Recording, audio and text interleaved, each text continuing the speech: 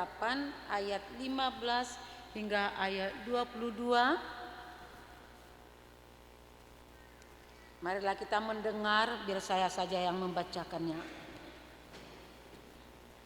Lalu berfirmanlah Allah kepada Nuh, keluarlah dari bahtera itu, engkau bersama-sama dengan istrimu serta anak-anakmu dan istri anak-anakmu, segala binatang yang bersama-sama dengan engkau, segala yang hidup, burung-burung, hewan dan segala binatang melata yang merayap di bumi.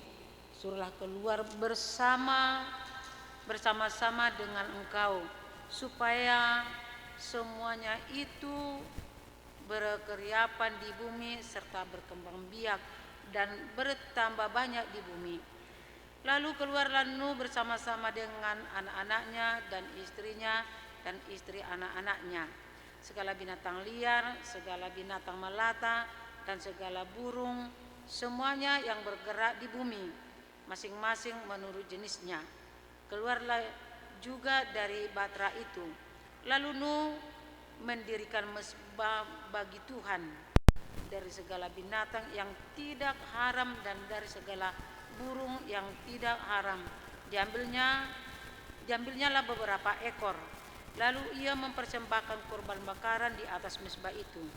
Ketika Tuhan mencium persembahan yang harum itu, berfirmanlah Tuhan dalam hatinya, aku takkan mengutuk bumi ini lagi karena manusia, sekalipun yang ditimbulkan hatinya adalah jahat dari sejak kecilnya. Dan aku takkan membinasakan lagi segala yang hidup seperti yang telah kulakukan. Selama bumi masih ada, takkan berhenti-henti musim menabur dan menuai, dingin dan panas, kemarau dan hujan, siang dan malam. Demikianlah firman Tuhan. Saudara-saudari yang kekasih, Ibu Bapa yang kami cintai dalam nama Tuhan Yesus Kristus, seperti yang sudah diwartakan tadi, minggu kita hari ini atau minggu yang diambil atau kerjasama dengan gereja-gereja lain yang menamakan minggu ekologi, bisa kita gabung dengan nats khotbah kita tentang bagaimana dulu hukuman Tuhan kepada orang-orang berdosa yang membuat air bah untuk menghanguskan orang-orang yang jahat. Nuh seorang yang benar dan tidak bercela di hadapan Tuhan kembali diuji kesetiaannya oleh Allah. Ada kalanya Tuhan menguji iman manusia. Ada kalanya Tuhan melihat dan ingin melihat bagaimana kesetiaan, kepatuhan orang-orang yang dia ciptakan. Pada teks sebelumnya Allah telah menguji kesetiaannya ketika dia diperintahkan untuk membangun bahtera di atas bukit. Kalau kita sekolah minggu, rajin di sekolah minggu, aktif di sekolah minggu, pasti cerita ini sudah kita ketahui. Cerita ini pasti kita sudah mengerti bagaimana pengalaman Nuh, ejekan dan segala macam dengan itu, mengatakan bodoh dan apa lainnya, ya itu mungkin kita sudah tahu. Maka nats kita ini firman Allah kepada Nuh untuk keluar dari bahtera yang dibangunnya setelah air bah mengenangi bumi sebagai hukuman Allah kepada manusia atas kejahatannya. Kemudian air bah itu surut setelah 40 hari 40 malam. Coba kita bayangkan, Ibu Bapak, saudara-saudari, 40 40 hari, 40 malam hujan deras, sederasnya yang meluap dari bawah tanah untuk menghapuskan semua ciptaan Tuhan. Kemudian kita lihat di sini di hadapan manusia pada saat itu Nuh dianggap tidak berpikiran sehat karena melakukan suatu pekerjaan yang dianggap bodoh dan tidak masuk akal karena membangun sebuah batra di atas bukit yang tidak mudah, apalagi menggunakan bahan-bahan bangunannya yang sangat-sangat mahal dan susah dicari. Pengerjaannya juga lumayan lama, sangat melelahkan. Itu sebabnya banyak orang, seandainya di saat kita ini terjadi, dari mana-mana sudah datang melihatnya itu. Ayo kita lihat, udah begitu. Pernah sekali terjadi kampung kami di sana di Aceh, ada ular, katanya ya,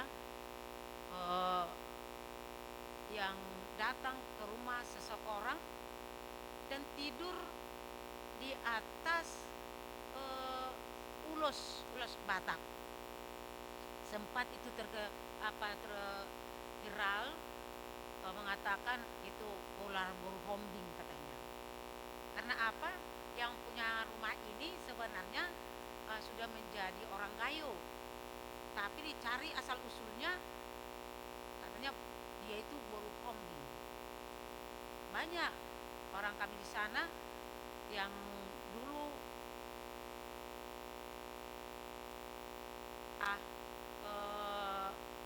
kejadian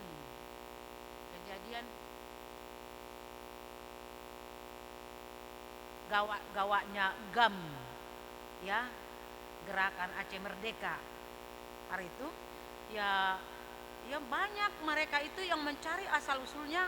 Ada lagi yang mengatakan marga Tobing, Buta Barat, si Hombing menjadi si Kombik, ya dengan yang lain. Jadi kejadian yang datang kemarin itu mengatakan ada ular yang baru hombing, datang dari desa mana, datang untuk melihat apakah benar, karena kebetulan ular itu jinak. Entah kenapa kita nggak tahu betul apa enggak, tapi sebenarnya kalau saya sih nggak percaya ya namanya ular ya ular.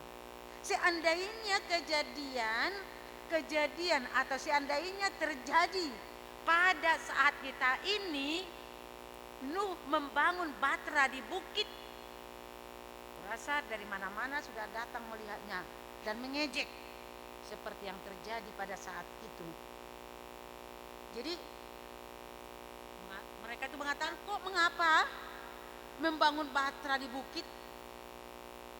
Manusia menganggap itu tidak masuk akal, tetapi Tuhan membuatnya menjadi masuk akal.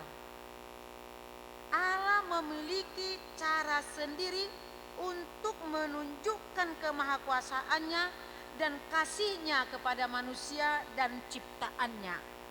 Allah memperlihatkan, Allah mempunyai kuasa untuk memperlihatkan kuasa-Nya kepada manusia.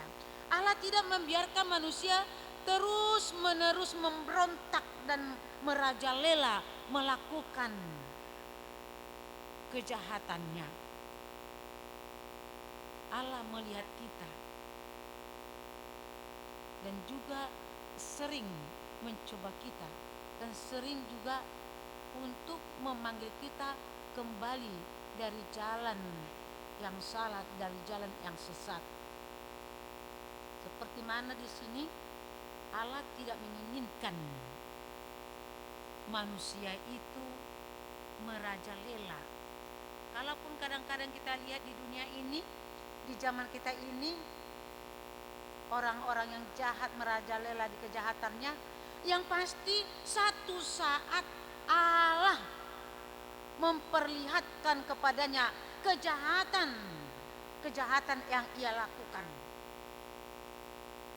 Kejahatan manusia semakin jauh dari hadapan Tuhan. Namun Allah selalu mendekatkan diri kepada manusia. Itu sebabnya Allah mengetuk hati nurani kita. Sering Allah berbicara dalam hati nurani kita. Kita yang sering melawan, kita yang sering tidak peduli dengan teguran, dengan sapaan Allah kepada kita, dengan membuka hati nurani kita. Allah selalu mendekatkan diri agar manusia bertobat, meninggalkan kejahatannya. Allah sering menyapa manusia agar meninggalkan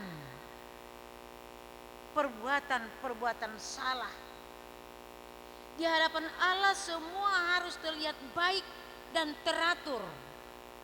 Allah menciptakan dunia ini sungguh amat baik. Itu sebabnya gereja dunia membuat minggu ekologi, mengingat ciptaan Tuhan yang baik, mengingat ciptaan Tuhan yang teratur dulunya, tetapi oleh tangan-tangan jalil manusia merusak ciptaan Tuhan. Bukan hanya ciptaan dunia ini, merusak dirinya sendiri yang telah diciptakan Tuhan baik. Adalah itu karena narkoba. Tapi kita bersyukur ya, mungkin anak-anak gereja kita masih terhindar dari narkoba. Saya sendiri selalu sering memperhatikan anak-anak gereja kita masih belum ada. Mudah-mudahan itu tidak ada dari anak-anak gereja kita. Mudah-mudahan anak-anak gereja kita bisa selamat dari narkoba. Itulah cara manusia. Bukan hanya mengundul hutan, bukan hanya membakar dan juga merusak diri sendiri, sehingga dia tidak mengenal Allah lagi. Dia tidak mengenal Allah lagi. Itu sebabnya dikatakan Allah tidak membiarkan manusia itu harus menerus-menerus memberontak dan terus-menerus merajalela di dalam kedosaan dan terus-menerus menikmati kejahatannya, karena dosa membawa manusia itu ke dalam kematian yang kekal. Di hadapan Allah semua harus terlihat baik. Maka memutus mata rantai kejahatan itu, Allah merencanakan pekerjaannya yang menurut manusia tidak baik, yaitu air bah. Air bah adalah memutus mata rantai kejahatan. Apakah tsunami yang terjadi di Banda Aceh dulu, atau yang terjadi di mana-mana untuk menyerukan pertobatan bagi kita, itu belum air bah ya. Tetapi jika itu kita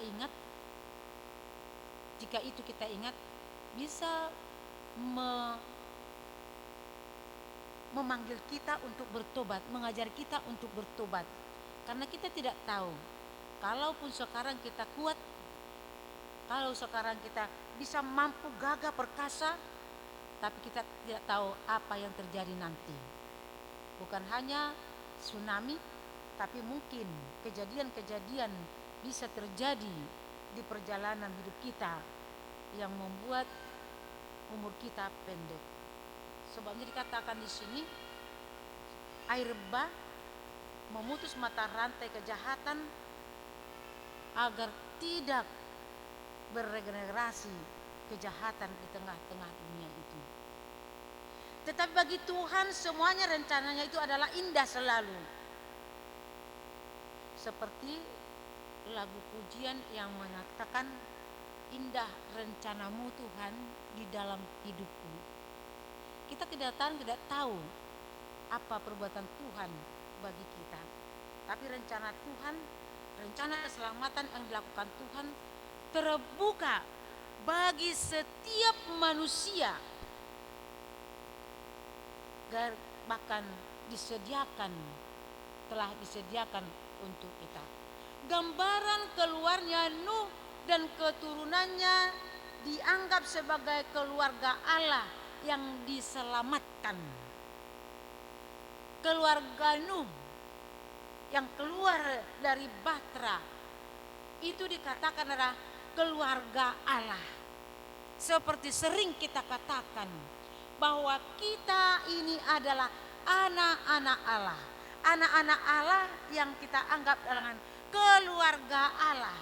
Keluarga Allah. Oleh karena itu, kalau kita percaya bahwa kita adalah anak-anak Allah atau keluarga Allah, kita pasti taat kepada Allah. Taat kepada Allah dan melakukan segala hukum-hukum Allah. Sebagai seorang yang benar dan tidak bercela, Nuh menuruti panggilan Tuhan. Sebab baginya Allah telah merancang sebuah rencana yang baik. Karena dia tahu perintah Tuhan itu adalah segalanya pada dirinya. Dia harus tunduk, dia harus taat kepada Tuhan. Maka dia bersama istrinya, anaknya Sem, Ham, Yafet, serta para menantunya menuruti panggilan Allah. Selain Nuh dan keluarganya yang selamat dari air bah, juga segala macam-macam binatang liar, binatang melata, dan segala burung yang masuk ke dalam bahtera bersama dengan Nuh keluar dari bahtera tersebut. Ketaatan dan kesetiaan kita saat ini selalu diuji dalam menghadapi ragam persoalan. Di dalam perjalanan hidup kita ini, kita juga banyak ujian yang kita hadapi. Banyak ujian yang beragam atau persoalan yang kita hadapi.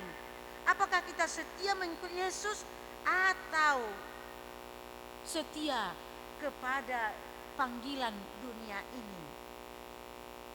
Sama seperti kata bijak, di mana ada kemauan, di situ ada jalan.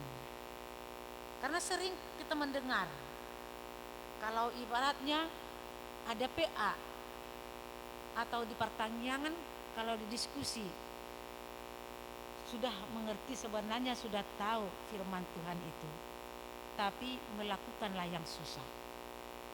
Nunga huboto hami beinang hatani Tuhani alai namangulahonima. Melakukannya susah. Tapi di sini dikatakan kata-kata bijak, di mana ada kemauan, di situ ada jalan.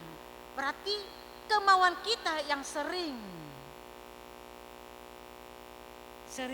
lupa, atau kemauan kita yang tidak ada untuk taat, untuk menurut kepada Tuhan. Kemauan kita yang tidak ada untuk taat kepada Tuhan. Yang dikatakan di sini, di mana ada jalan, di mana ada kemauan, di situ ada jalan. Saudara-saudari, Bapak Ibu yang terkasih, berarti kemauan kita yang tidak ada untuk taat kepada Tuhan, sehingga kita semakin jauh dari Tuhan. Kita semakin jauh dari firman-Nya, berbuat sesuka hati, melakukan apa sesuai dengan kehendak. Sehingga kita lihat seperti yang kita lihat sekarang, sudah seperti air bah perlakuan-perlakuan manusia di dunia ini yang melakukan sesuai dengan kehendaknya, tidak takut lagi kepada Tuhan, tidak ada lagi mendengarkan panggilan Tuhan kepadanya. Ketika Nuh keluar dari bahtera, dia taat kepada Tuhan dan membuat mezbah, dan juga korban bakaran kepada Tuhan. Membuat mezbah, membuat bakaran kepada Tuhan yang harum kepada Tuhan. Sama seperti Abraham. Ketika Abraham dipanggil Allah untuk keluar dari tanah kelahirannya ke tanah yang akan Tuhan tunjukkan kepada dia sebagai syukuran kepada Tuhan, dia membuat mezbah bagi Tuhan dan membuat kurban untuk Tuhan. Dia lakukan sebagai ucapan syukur kepada Tuhan. Tuhan tidak boleh dilupakan. Jika kita melupakan Tuhan, langkah-langkah kita akan semakin jauh dari hadapan Tuhan. Dan jika kita lupa kepada Tuhan, semakin merajalela berbuat sesuai dengan kehendak kita, bertambah banyak dosa yang kita pikul. Orang-orang yang diselamatkan Tuhan tidak boleh melupakan karya keselamatan Tuhan. Maka tetaplah mengucapkan syukur dan berterima kasih atas perbuatan Tuhan yang ajaib dalam hidup kita. Tidak ada hari tanpa bersyukur ke hadapan Tuhan. Jika kita merasakan, jika kita tahu atau jika kita sadar banyak hal yang Tuhan perbuat bagi diri kita, banyak hal yang Tuhan berikan kepada kita. Oleh karena itu, kita harus bersyukur kepada Tuhan setiap langkah kita. Setelah Allah melihat persembahan yang harum diberikan oleh Nuh sebagai ucapan syukur dan terima kasihnya kepada Tuhan, Allah berjanji tidak mengutuk bumi dan tidak berhenti-henti musim menabur. Sehingga Tuhan berkata di ayat 21 bagian B, katakan, aku takkan mengutuk bumi ini lagi karena manusia, sekalipun yang ditimbulkan hatinya adalah jahat dari sejak kecilnya. Dan aku takkan membinasakan lagi segala yang hidup seperti yang telah kulakukan. Allah berjanji tidak akan melakukannya lagi. Perjanjian Allah dengan Nuh juga menjadi perjanjian Allah dengan manusia di zaman kita ini, di mana Allah tidak lagi membuat atau menghanguskan dunia ini, tidak menghukum bumi ini dengan seperti apa yang telah Ia lakukan. Jadi perjanjian itu juga perjanjian kepada kita saat ini. Salah satu janji Tuhan kepada manusia adalah dengan mengutus anaknya Yesus Kristus ke dunia. Kita yang hidup di zaman ini telah menerima Yesus.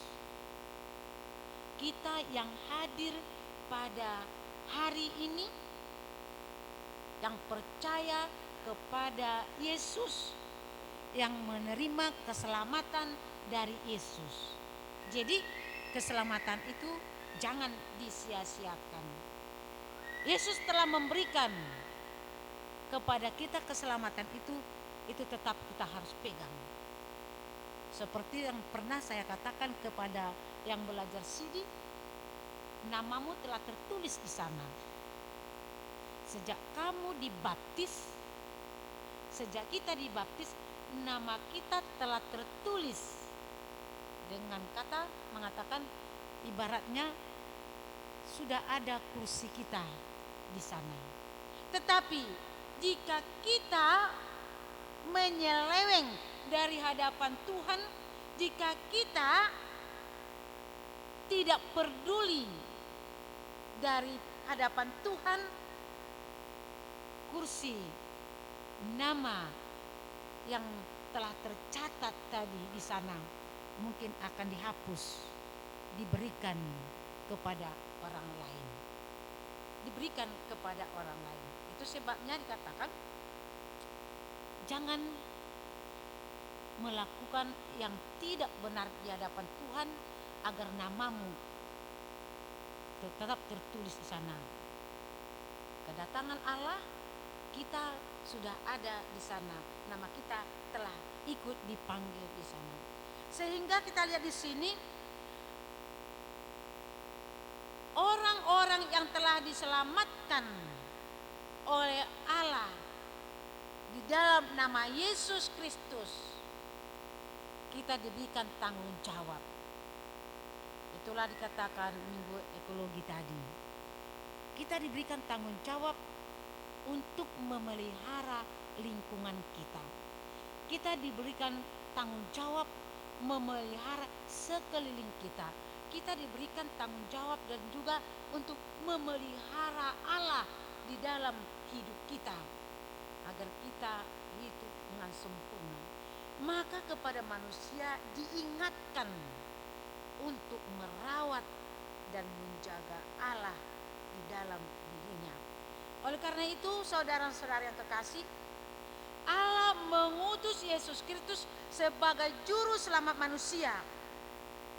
Yesus telah mempersembahkan dirinya sebagai persembahan yang harum kepada manusia agar manusia memperoleh keselamatan. Oleh karena itu, Rasul Paulus juga menyuarakan agar kita memberikan hidup kita menjadi persembahan yang hidup, yang harum di hadapan Tuhan. Semuanya kita dipanggil. Semua kita dipanggil menjadi alat Tuhan di dunia ini. Semuanya kita dipanggil menjadi pelayan di tengah-tengah dunia ini. Itu sebabnya dikatakan kita menjadi garam, kita menjadi terang. Yesus memberikan dirinya menjadi persembahan yang hidup, yang harum. Dan juga kita dipanggil mempersembahkan diri kita menjadi persembahan yang hidup bagi Tuhan, melakukan talenta-talenta yang Tuhan berikan kepada kita, baik di gereja ini. Talenta apa yang ada pada dirimu, persembahkan untuk Tuhan. Talenta apa yang ada pada dirimu, berikan kepada Tuhan di gereja dan juga di tengah-tengah masyarakat. Tuhan memanggil kita sehingga kita menjadi persembahan yang harum yang Tuhan senangi dari kita. Amin. Mari kita berdoa. Terima kasih Tuhan Yesus yang mengingatkan kami pada hari ini kejadian yang terjadi kepada Noah yang Tuhan pilih menjadi model bagi kami yang bersyukur atas perbuatan-perbuatan kasih Tuhan kepada dirinya. Dan juga Abraham, Tuhan tidak lupa mengucapkan syukur atas panggilanmu kepada dia kepada ke tanah yang Tuhan tunjukkan. Tuhan Yesus telah memberikan keselamatan bagi kami dan menunjukkan tempat yang indah bagi kami, yaitu surga. Tuntun kami Tuhan. Ketika kami Tuhan melangkah di jalan yang sesat, ketuk pintu hati kami. Ajar kami Yesus agar kami tidak jauh darimu. Tuhan telah memilih kami dari berbagai tempat. Tuhan telah memilih kami dari tengah-tengah dunia yang penuh kegelapan ini. Bawalah kami Tuhan ke dalam yang terang. Roh Kudus-Mu menuntun hidup kami agar kami selalu melangkah di rangkaian yang Tuhan inginkan dari kami. Sebentar lagi kami Tuhan akan pulang ke rumah kami masing-masing. Mungkin di perjalanan kami, tantangan perjalanan yang akan kami hadapi, yang bisa membawa kami Tuhan ke kecelakaan. Tetapi Tuhan, dengan kuasa tangan-Mu, kami harapkan di perjalanan kami, membimbing kami sampai ke rumah kami dalam keadaan selamat dan sukacita. Biarlah firman-Mu yang kami dengar pada hari ini sampai ke rumah kami masing-masing, agar Tuhan terpuji sampai selama-lamanya. Tuhan Yesus, pada hari ini kami mohon kepada-Mu, sucikan kami Tuhan dengan darah-Mu yang kudus, agar kami bisa menjadi anak-anak yang kudus di hadapan-Mu. Terima kasih Tuhan, terimalah doa kami ini. Amin.